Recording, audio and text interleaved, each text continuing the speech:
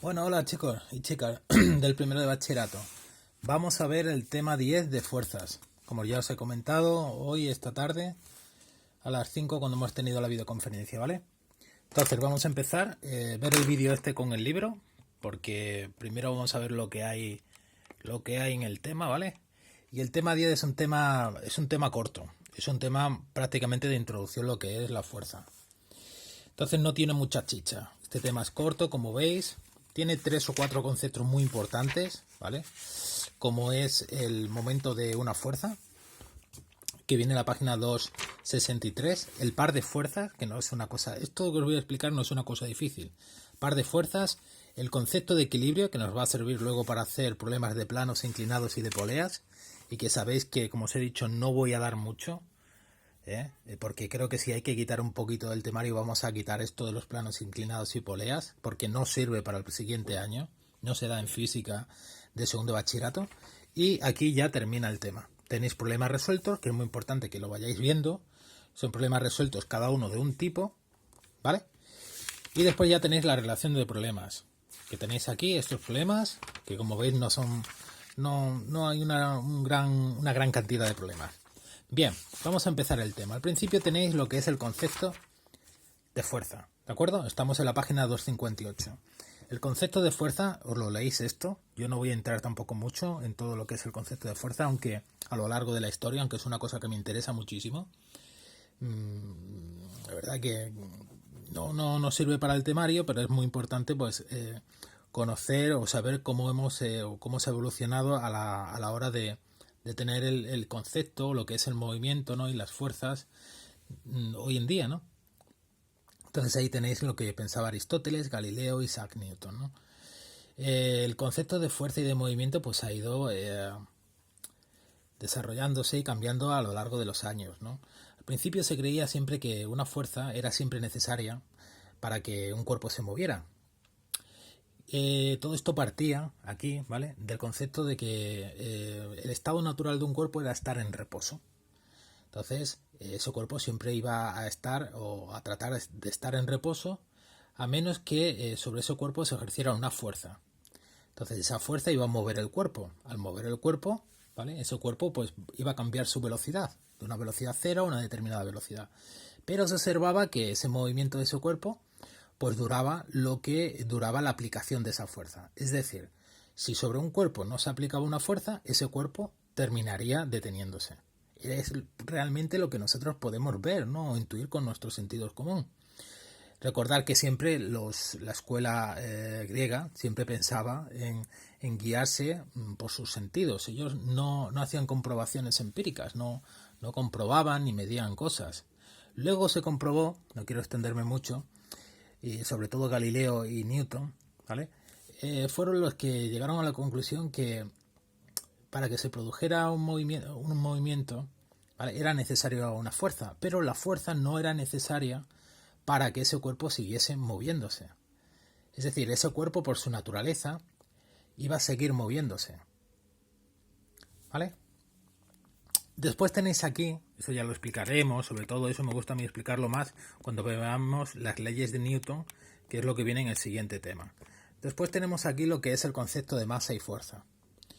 La masa pues es un concepto que la masa es la inercia que tiene un cuerpo a digamos una inercia, una resistencia al estado de querer moverse y todo eso. Y el centro de gravedad es un punto donde podemos suponer que se aplica el peso, todo el peso de ese cuerpo. Lo que ocurre que para ver todo esto bien, primero hay que definir lo que es el peso. Y después tenemos lo que es una fuerza. Una fuerza es toda causa capaz de alterar el estado de reposo o de movimiento de un cuerpo. Todo esto es de teoría. La teoría aquí no nos hace falta, ¿de acuerdo? Ya nos vamos aquí a lo que era lo que es una fuerza. Una fuerza es un vector, ¿de acuerdo? Es muy importante. ¿Por qué? Pues porque no solamente vale con especificar su valor numérico, sino también hay que especificar su dirección y su sentido. No es lo mismo ejercer, por ejemplo, una fuerza así hacia abajo, como estoy ejerciendo yo, sobre mi libro, que no se mueve, que una fuerza así, en esta dirección, en este sentido, que sí que provoca un movimiento. Por lo tanto, vamos a tener que hablar de un módulo, de una dirección y un sentido. Eso es muy importante, ¿Por qué? Pues porque nosotros lo que vamos a hacer es colocar una fuerza o aplicar una fuerza. Esa fuerza la vamos a colocar en un sistema de referencias coordenadas, un sistema de referencia, y nosotros lo que vamos a ver va a ser pues a descomponer esa fuerza. Aquí tenéis los tipos de fuerza en el que contacto y a distancia, ¿de acuerdo? Los tipos de fuerza que tenemos: la interacción nuclear fuerte, electromagnética, nuclear débil y gravitatoria. Esto es de teoría también. De aquí lo que vamos a ver muy bien va a ser la gravitatoria. La nuclear fuerte, nuclear débil. La débil no se estudia, ¿vale? En el bachillerato. La fuerte se puede estudiar un poco, ¿vale? Estas fuerzas son fuerzas muchísimo más grandes que la interacción gravitatoria y que la electromagnética. Y la electromagnética pues no se ve este año, ya lo veréis el próximo año, ¿de acuerdo? Entonces damos la vuelta. Como ya veis, estas dos hojas son unas hojas de teoría, y ya lo que tenemos es la composición y descomposición de la fuerza. Aquí sí que tenemos cosas importantes para aplicar a los problemas, ¿vale? ¿Qué es lo que tenemos? La resultante de una fuerza. Es decir, vamos a tener, en la mayoría de los casos, vamos a tener que sobre un cuerpo, ¿vale? No solamente sobre un cuerpo se va a aplicar una fuerza, sino que muchas veces sobre un cuerpo pues, se aplica más de una fuerza. Entonces, la suma, ¿vale?, de todas esas fuerzas será esto, ¿de acuerdo? Recordad, no sé si os lo dije, me acuerdo que os lo dije, sobre todo cuando habíamos problemas de la ley de Hess. Esta letra griega es sigma, ¿vale? Y significa sumatoria. Entonces aquí es la sumatoria desde i igual a 1, ¿vale? Esto sí, es decir, desde la fuerza 1 hasta n. Por ejemplo, si sobre un cuerpo actuasen 5 fuerzas, pues sería F1, F2, F3, F4, F5. I igual a 1 y n sería 5. Esas fuerzas ya veremos que se sumarán o se restarán, pues si tienen el mismo sentido o sentido contrario. Aquí tenéis descomposición de las fuerzas. Aquí pone un ejemplo que no debería de ponerlo. Primero porque todavía aquí pues, no ha explicado el concepto de peso, ni tampoco te han explicado hacia dónde va la dirección del peso de un cuerpo, ¿vale? Pero es que sepáis que aquí en este dibujo del coche, ¿vale?, que está en un plano inclinado, esto es un plano inclinado, ¿vale?, pues el peso, ¿vale?, como veis siempre va a ser, esto lo anticipo ya, es perpendicular a esto, es decir, a la horizontal con respecto al plano inclinado. Y ese peso se descompone en dos componentes. Esto no le hagáis caso ahora, porque aquí no es el mejor sitio donde verlo, ¿entendéis? Yo sí que voy a descomponer ahora fuerzas. ¿Cómo vamos a descomponer fuerzas? Pues mirad, nosotros una fuerza la vamos a descomponer en sus dos componentes. Realmente debería de tener 3 componentes, o podría tener 3 componentes, cada una proyectada con respecto a los ejes de referencia que tenemos, ¿vale? Pero lo normal es proyectarlo simplemente sobre 2 ejes. Mirad, imaginad como siempre que tengo mi sistema de referencia de coordenadas, sistema de referencia, ¿vale?, cartesiano. Es esto va para acá, ¿vale? Y esto le llamo X, mi eje X y mi eje Y, ¿de acuerdo? Y ahora tengo una fuerza. Imaginad que aquí hubiese una pelota, ¿vale?, y el punto de aplicación de la fuerza va a ser esto, ¿de acuerdo? Para acá.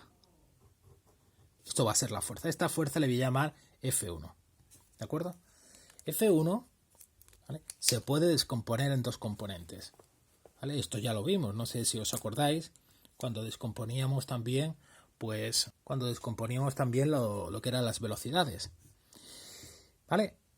¿Cómo puedo descomponer yo esa fuerza F1, que es un vector y que por eso le pongo una flecha? Pues para eso tengo que conocer este ángulo que es alfa, ¿de acuerdo? Y lo que hago es descomponerla en su proyección horizontal, ¿vale?, que va a ser esta, ¿de acuerdo? ¿Lo veis bien?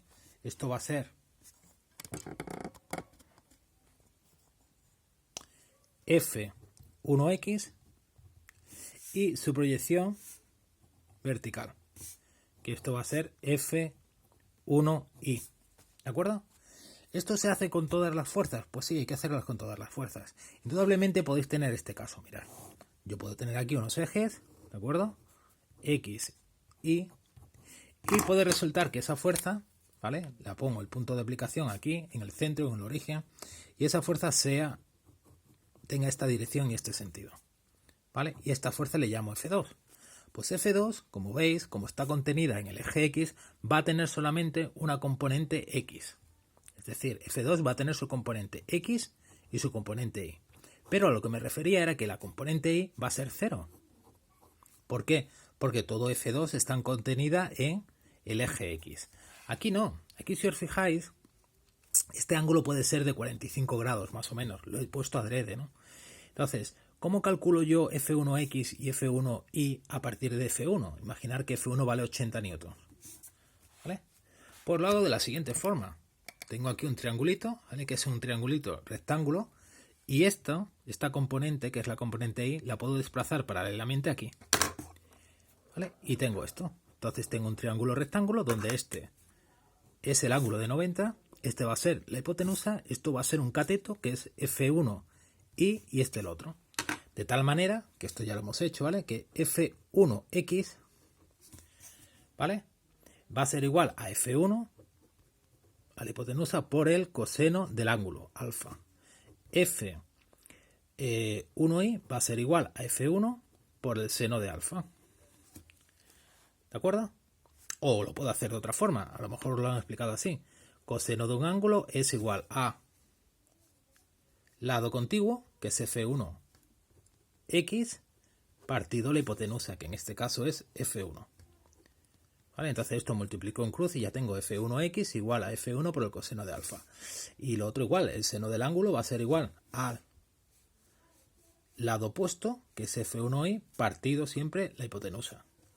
¿De acuerdo? Y estos son los componentes de F1. Aquí, si os fijáis, este ángulo es de 45. Si este ángulo es de 45, esto va a hacer que esto, ¿vale?, sea igual que esto. Si tú tienes F1 que vale 80, ¿vale?, y calculas el coseno de 45, el coseno de 45 tiene la peculiaridad, el ángulo 45, que su coseno y su seno es el mismo. Entonces esto va a ser 80 por raíz de 2 partido 2, si lo hacéis. Y esto va a ser 80 por raíz de 2 partido 2. Es decir, ¿vale? Ponemos newton, porque los newtons son las... lo voy a poner mejor, que no estaba viendo bien. Es la unidad del Sistema Internacional para la Fuerza, que ya veremos dónde sale, aunque lo vimos al principio de curso. Entonces, fijaros, esto me dice que vale las dos lo mismo. ¿Qué me falta por poner? Pues si estos son vectores, ¿vale?, pues aquí tengo que poner el vector unitario de la componente X de F1, que es Y. Y aquí tengo que poner el vector unitario de la componente Y de F1. Entonces, puedo decir que F1 es igual a, fijaros, abro paréntesis y pongo, sería F1X, F1Y. F1 es igual a, abro paréntesis, 80 por raíz de 2 partido 2, y, ¿vale?, vector unitario, 80 raíz de 2 partido 2, J, newton. ¿Vale? Si a todo esto le hago el módulo, me va a salir 80 newton. ¿De acuerdo? Bien, fijaros en una cosa. Yo tengo esto, ¿no? Entonces puedo tener una fuerza, vamos a hacerlo aquí que se vea guay, ¿no? ¿Vale? Puedo poner aquí eje X, eje Y. Lo tenéis, eje X, eje X. Aquí tengo una fuerza que voy a llamar F3. Aquí voy a tener, por ejemplo, otra fuerza que voy a llamar F4. Fijaros, si la fuerza, ¿vale?, está muy cerquita del eje X, es decir, este ángulo que llamo alfa es muy pequeño, va a ocurrir que de toda esa fuerza F3, casi toda la componente que se lleva, por así decirlo, todo el valor de F3 va a ser la componente X. Porque la componente X va a tener todo este valor, todo este peso. Y la componente Y va a valer solamente esto, ¿vale? Acordaros que el tamaño de la flecha nos indica de forma gráfica cómo de grande va a ser el módulo de esa componente, F3Y. Fijaros que pequeñita es F3Y porque el ángulo es muy pequeño, ¿vale? Y F3X, fijaros, el ángulo es pequeño, sí, es igual, ¿no?, pero F3X es mayor. ¿Por qué? Pues porque si os fijáis, F3, las componentes X y las Y se hace con el coseno. Y mientras más pequeño sea el coseno, mientras más pequeño sea el ángulo, su coseno va a ser mayor. ¿Vale? Por eso el coseno de 0, que es el ángulo más pequeñito, es el valor máximo que puede tener, que es 1. ¿Vale? Fijaros, aquí es el caso contrario. Si este ángulo es grande, si alfa es grande, aquí es más grande que 45, ¿vale? La componente X es pequeñita, pero la componente Y es mayor. ¿Vale? ¿De acuerdo? Bien. ¿Qué es lo que tenemos aquí? Aquí tenemos casos de fuerzas concurrentes. Hablo en la página 261. Las fuerzas concurrentes son fuerzas que son fuerzas que están aplicadas al mismo cuerpo. Entonces tenéis varios casos. Por ejemplo, dos personas, cada una hacen, estoy en la página 261, hacen una fuerza en la misma dirección y el mismo sentido. Entonces ambas fuerzas se suman. ¿Vale? Imagina, esta dirección es la del eje X, entonces F1 más F2, sencillo. Vale, esto es de sentido común y todos lo hemos visto, ¿vale? Ahora, el caso, por ejemplo, este de dos fuerzas que tienen la misma dirección, pero sentido contrario. Entonces las fuerzas se restan. ¿Cuál es positiva y cuál es negativa? Pues esto nosotros lo ponemos con los ejes de coordenadas. Es decir, si yo tengo esto para acá y estos son mis ejes de coordenadas, ¿vale? Y yo supongo que ambas fuerzas se aplican al mismo punto y una va para acá, que llamo F1, ¿vale? Que vale 80 newton, y la otra va para acá, que es más grande, que es F2, que vale 100 newton, pues la fuerza total va a ser igual a F1 más F2, ¿sí? Pero ahora, lo pongo siempre positivo, ahora veo hacia dónde va el sentido de cada fuerza. Esta fuerza, que es F2, va en el mismo sentido, veis que la flecha apunta en el mismo sentido que la flecha del eje X, por lo tanto F2 es positivo, pero F1 apunta para acá, en sentido contrario, entonces F1 es negativo, menos 80 más 100, es un criterio que siempre se toma, ¿vale? Igual que se tomaba con la velocidad y con la aceleración. Después tenéis aquí otra cosa importante, que es el caso en el que tengo dos fuerzas, pero esas dos fuerzas ya no forman un ángulo de 0 grados de 180, sino que forman un ángulo diferente.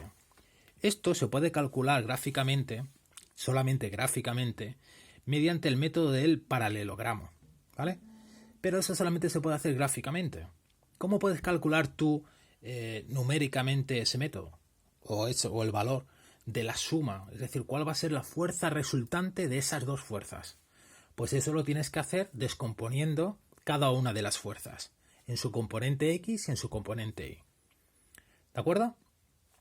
Esto es igual, esto prácticamente es lo mismo, solamente que es como este caso, se hace igual que este caso, pero aquí en este caso F1 y F2 forman un ángulo de 90 grados. Entonces te dicen que lo puedes hacer por, fijaros, por Pitágoras. ¿Vale? Se puede hacer por Pitágoras, pero si os fijáis, F1 tiene solamente componente X y F2 tiene solamente componente Y.